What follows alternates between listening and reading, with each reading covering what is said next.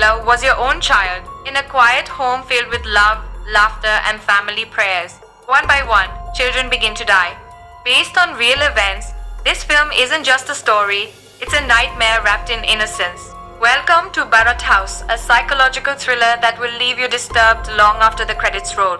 Welcome to Cine Explain, where I bring all kinds of Indian movies to life in English. Now, let's start the movie. The movie opens with a vibrant Janmashtami celebration at the Barot House. The house is full of guests, prayers are being performed, and the atmosphere is festive. In the middle of all this, a young couple Ajay and Hina sneak off to a quiet corner to spend a moment alone. Just then, Ajay's little niece Shreya comes running to him and excitedly asks if they can play hide and seek. He smiles and says, "Okay, go hide, I'll come find you." Delighted, Shreya rushes off looking for the perfect hiding spot. As she wanders outside the house, she notices a group of people walking past holding candles, making their way to the graveyard nearby. Out of curiosity, Shreya quietly blends into the crowd and follows them toward the cemetery. Spotting a grave, she hides behind it, giggling and waiting for her beloved uncle to come find her. But what happens next is terrifying. Suddenly, an unknown man appears from the darkness. Before Shreya can react, he brutally hits her on the head again and again until she lies motionless. Back at the house, her father Amit, her mother Bhavna, her grandmother, and her younger brother Malhar are busy taking selfies, completely unaware of the horror that has just taken place. Amit asks his son Malhar to call both Shreya and Shruti inside. Shruti is just outside the house, and she comes in right away, but Shreya is nowhere to be seen. Malhar returns and tells his parents that he couldn't find Shreya. Hearing this, a wave of concern spreads across the family. Everyone, relatives, guests, neighbors, start searching for the little girl. Amit takes his car and begins driving around, visiting relatives' homes, and even checking with Shreya's friends, but no one has seen her. The night slowly passes into morning. Still, there is no sign of Shreya. Her family is now terrified, their worry turning into panic. A little while later, the priest from the local church suddenly rushes toward Amit, breathless and anxious. He tells him something shocking about Shreya. Without wasting a second, Amit, Bhavna and Malhar rush to the cemetery, and there lying near a grave is Shreya's lifeless body. The sight is heartbreaking. Bhavna, devastated and shattered, holds her daughter's cold body in her arms and begins to bring her back home. Unable to believe what has happened, tragedy has only just begun. A little while later, the police arrive at the Barot House. The inspector immediately questions Amit, asking, "Why did you bring the child's body home? It's a crime scene, this could interfere with the investigation." Amit tries to explain, "Sir, it was Bhavna. She brought Shreya's body home in shock. She wasn't thinking clearly." The inspector continued, "Do you have any enemies?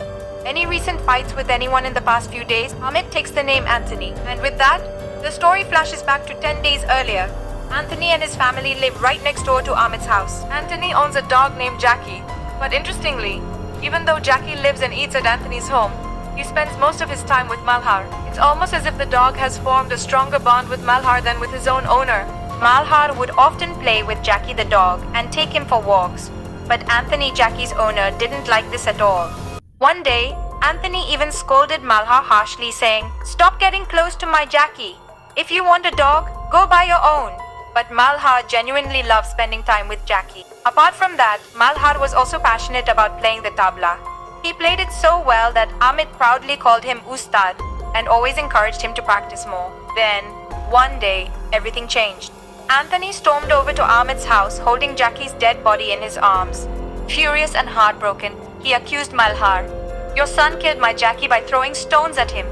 Amit was shocked. He tried to reason with Anthony. "That's not possible. Malhar loved Jackie. He could never harm him." Just then, Malhar came outside. As soon as he saw Jackie's lifeless body, he burst into tears. Now, while narrating this entire incident to the inspector, Amit says, Maybe this is why Anthony killed Shreya. Maybe he wanted revenge." Because Anthony thought that Malhar had killed his Jackie, but the inspector does not believe Amit's words. Just then, Amit's younger brother Ajay is returning home. When Ajay sees some police officers in the house, he runs away and starts hiding. After this, the scene shifts to 7 days earlier. For the past few days, Ajay had been arguing a lot with his mother about the house. He kept saying, "Mom, please settle the property soon and give me my share so that I can move on and settle down." But his mother didn't want to partition the house while she was still alive. Amit's father had built this house with a lot of love. and Amit had worked very hard driving a taxi to keep it standing. When Amit heard Ajay talking about splitting the property, he came out and started beating him. He told Ajay to get lost and never come back. Actually, Ajay has a girlfriend named Hina, and he wants to marry only Hina. Hina had told Ajay, "Stand on your own feet quickly. Only then can we get married." That's why Ajay wants to sell his share of the house and start a business. 3 days before the present day, another incident takes place in the house. Another thing to note is that Amit shows more love toward Malhar than his daughters. During a casual conversation, Shreya asks Amit, "Papa? Pa? Who do I look like, you or Mama?" Hearing this question, Amit doesn't respond at all. Later, after all the kids go to sleep, Amit and Bhavna get into a fight over this. The truth is, Amit doesn't even consider Shreya as his own daughter. He only sees Malhar and his younger daughter Sneha as his real children. Bhavna had tried many times to make Amit understand, but nothing changed. That same night, around midnight, a mysterious man enters the kitchen, picks up a knife, and tries to kill Sneha. But he doesn't go through with it. In the present day, Bhavna is refusing to hand over Shreya's body to the police for post-mortem. Poor Bhavna, crying helplessly, keeps thinking that her daughter Shreya will open her eyes again, that she'll get up and play hide and seek once more. With great difficulty, Amit finally gives Shreya's body to the police. A few days later, the police manage to find Ajay. They bring both Ajay and Anthony to the police station for questioning in Shreya's murder case. Just then, Hina comes to the inspector and says, "That night, Ajay was with me. While everyone was busy with the puja, Ajay and I went to a corner to talk for a while. At that time, I saw Shreya walking past from there." After hearing Hina's statement, the inspector temporarily releases Ajay. Then the inspector begins questioning Anthony again, lightly torturing him while asking about the murder. Anthony says, "Sir, that night we went to the graveyard. In the cemetery, my wife Sophia and I saw Shreya. I was the one who showed her a place to hide. After that, we all left from there. I completely forgot about Shreya. And anyway, sir, what would I even gain by killing a little girl?" On the other side, Bhavna, with great difficulty, gets up from her bed and starts doing some household work. Just then, near the stairs, Bhavna sees Shruti's dead body, the body of her second daughter. Seeing this, poor Bhavna goes into complete shock. At the same time, she starts laughing and crying, both unable to process what's happening. When she looks up, she sees Ajay standing in the balcony. And then, this time, the police immediately bring Ajay to the police station and start beating him up badly. Ajay keeps telling the police, "Sir, I haven't killed anyone." Bhavna and her mother-in-law are doing household chores. Bhavna hands over her younger daughter Sneha to Malhar and asks him to play with her. While playing, Malhar starts pushing her into the water. Hearing Sneha's cries, Amit rushes in and quickly picks her up in his arms. He immediately asks Malhar, "Why were you pushing the baby into the water?" Malhar innocently replies, "Papa, I was just giving her a bath." But after seeing Malhar's strange behavior, Amit senses that something is wrong. He quickly takes Malhar into a separate room, and after scaring and questioning him, Malhar finally confesses. He admits that he was the one who killed Shreya, Shruti, and Jackie. Shocked, Amit asks, "But why? Why did you kill both your sisters?" Malhar calmly replies, "Papa, you were the one fighting with Mama, saying that Shreya and Shruti aren't your real daughters. I just wanted to see you happy, Papa. That's why I killed them. I love you so much, Papa." And just like that, Malhar adds, "Jackie didn't belong to Anthony either. That's why I killed him too." Hearing this truth, Amit feels dizzy with shock. He rushes to the kitchen and hides all sharp objects like knives in the storeroom. He doesn't share this information with anyone, not with his mother, not even with Bhavna. From that day onward, Amit doesn't let Malhar out of his sight, not even for a second. He makes him sleep beside him. One day, Amit takes Malhar to the church priest to seek blessings. He also makes Malhar sit for tabla practice all the time. Malhar says, "Papa, I'm tired." But Amit doesn't listen. Just to escape from the tabla, Malhar injures his own hand. Showing his wound to Amit, he says, "Papa, I hurt my hand." But even then, Amit shows no sympathy. During this time, one day Anthony, his wife Sophia, and their young son come to Amit's house just to offer condolences to the family. In the middle of casual conversation, Malhar quietly takes Anthony's young son into the kitchen. He begins searching for a knife but finds none, as Amit had already hidden all the sharp objects. Frustrated, Malhar then tries to push the child down the stairs. But just as he's about to do it, he sees his grandmother standing below and stops. Meanwhile, Amit suddenly remembers Malhar and rushes to find him. He goes straight to him, gives Anthony's child back to Anthony, and tells him to leave the house. Around the same time, because of some work, Anthony goes out of town. At home, Sophia cooks Maggie for her son and starts looking for him around the house. While searching, Sophia finds her little son's dead body inside a big box. The poor woman breaks down completely.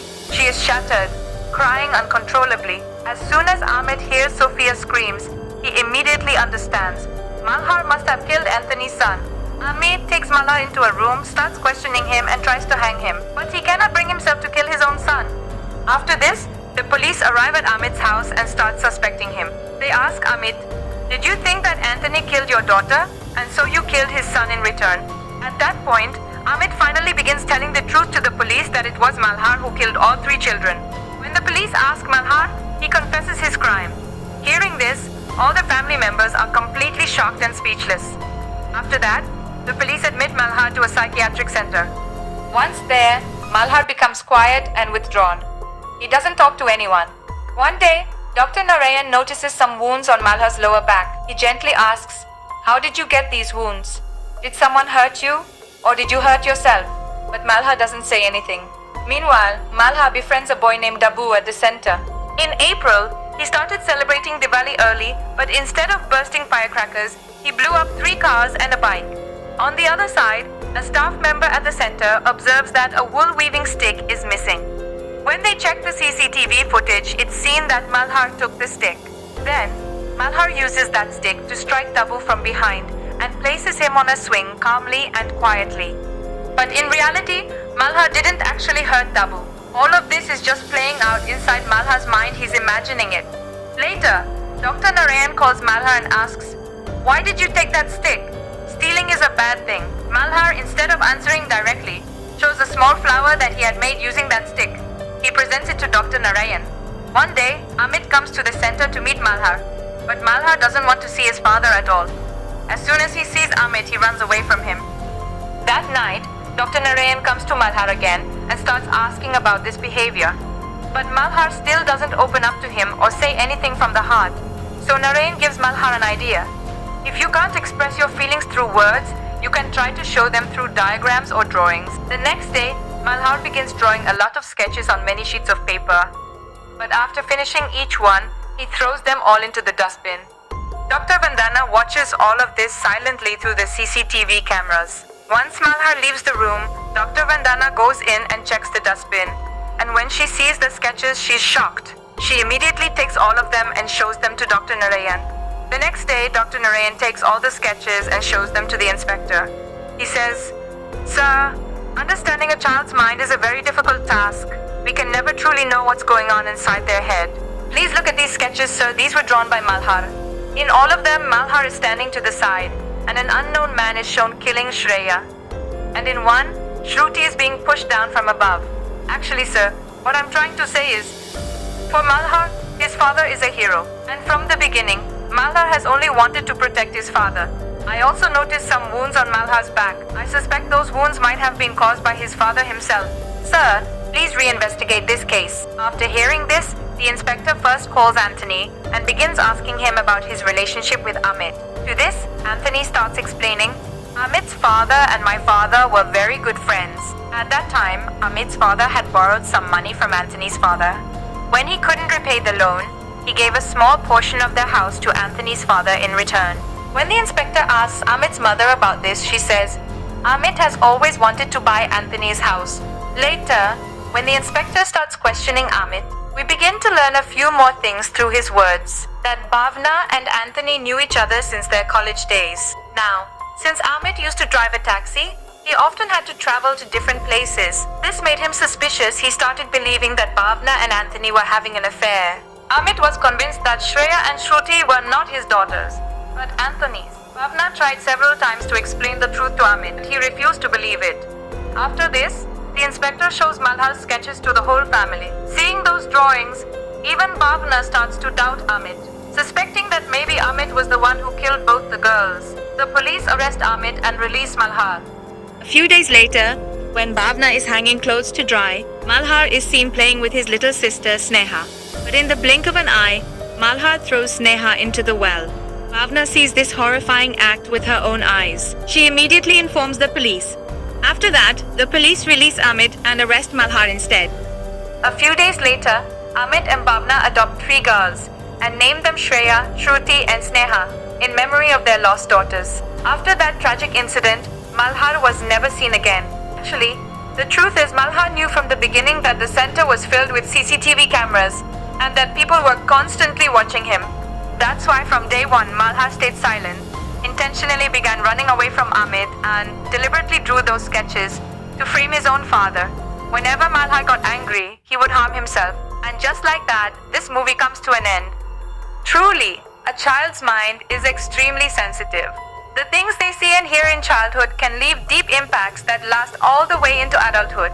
If this story touched your heart or gave you goosebumps, like the video and subscribe to my channel for more powerful movie explanations. See you in the next one.